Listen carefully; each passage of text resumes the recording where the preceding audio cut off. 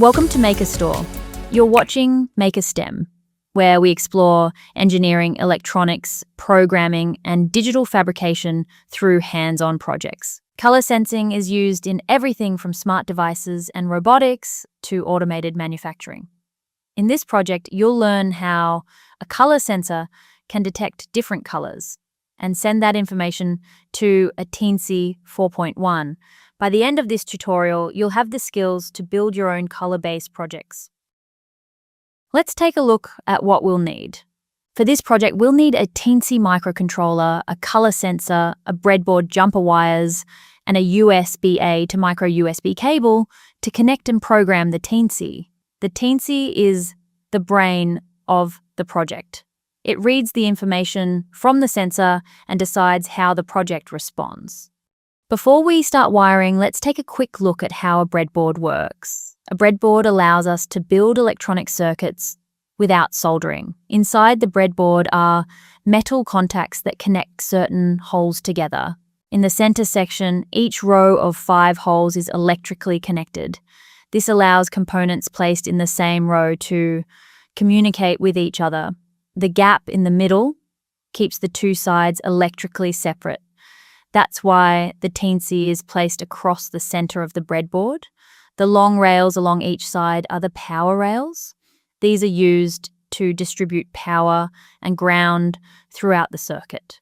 Now we're ready to connect everything together. The color sensor communicates with the Teensy using I2C.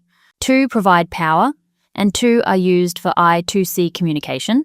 To find the correct communication pins, let's check the Teensy pin assignment diagram on the Maker Store website. Pin 18 is labeled SDA pin, 19 is labeled SCL. Now let's make the connections. Connect power, connect ground, then connect SDA and SCL. Once the wiring is complete, we're ready to upload the program. We'll use the Arduino IDE to program the Teensy. First, install the Teensy board support through the board's manager. Then select the Teensy board and choose the correct COM port. Next, install the color sensor library.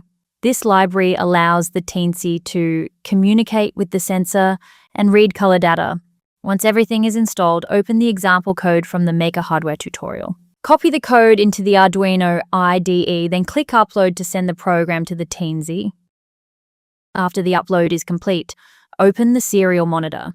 Before detecting colors, the program checks if the sensor is connected correctly. If the sensor is not detected, you will see no sensor found. Check your connections.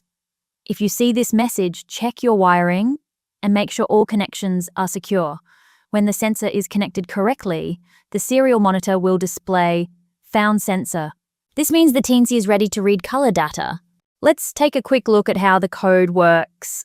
First, the program loads the required libraries, so the Teensy can communicate with the color sensor. When the program starts, the setup function checks if the sensor is connected correctly. If the sensor is found, the program begins reading color data. Inside the loop function, the Teensy continuously reads the red, green, and blue values from the sensor. It then compares these values to determine which color is strongest. Finally, the detected color and sensor readings are displayed in the serial monitor. Now, let's test the color detection system. Place different colored objects in front of the sensor. The serial monitor will show the color values changing in real time. The program will identify the strongest color reading and display the detected color. Try testing different objects in lighting conditions to see how the readings change. Now that you've built a working color detection system, there are plenty of ways to expand it. You can connect a display to show the detected color, or you can use color detection as part of a robotic sorting system. This project is a great starting point for exploring sensors, automation, and robotics. Congratulations on completing this Maker STEM project. For the full project guide, wiring details, and source code, visit the Maker hardware tutorial using the link below. Thanks for watching Maker STEM. We'll see you in the next project.